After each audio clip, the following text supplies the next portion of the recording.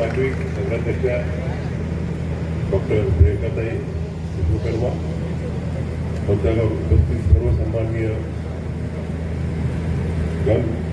समोर उपस्थित सर्व सन्माननीय चांदूर रेल्वेचे सर्व नागरिक बंधू आणि भगिनींनो, मी सर्वप्रथम प्रियंकाताईंचं आणि निलेशजींचं अभिनंदन करतो की त्यांनी चांदूर रेल्वेसारख्या एका छोट्या ठिकाणी एक अतिशय चांगली संकल्पना आणली की एक ई लायब्ररी, जेणेकरून चांदूरमध्ये आपल्या घरी राहून मुलांना विद्यार्थ्यांना पण जगामध्ये कुठलेही शिक्षण, मग ते बॉस्टनची हार्वर्ड असो की लंडनची असो, हार्वर्ड असो, तिथून ते ऑनलाईन गाई करू शकतील.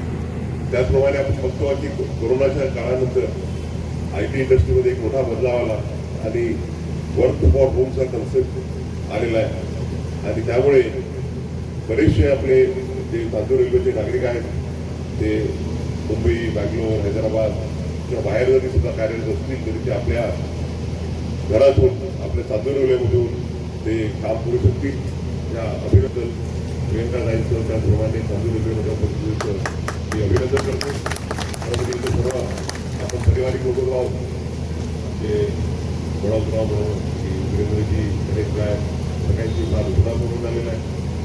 दिल्लीजी माझ्या छोट्या भावासारख्या आहेत, त्याच्यामुळे प्रियंकाजी आमच्या सुनाच आहेत.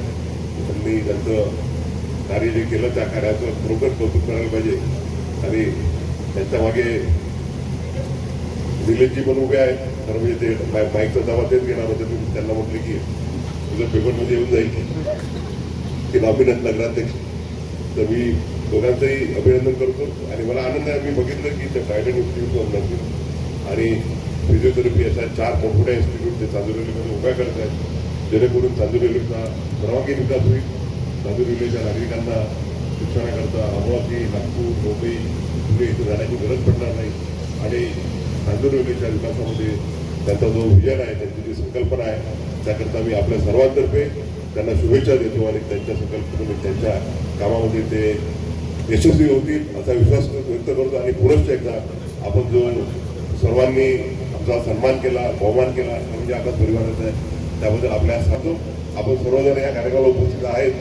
आपल्या सर्वांचे आभार मानून आभार प्रदर्शन मीच केलेला आहे, त्यामुळे हा कार्यक्रम संपला असे जाहीर करतो.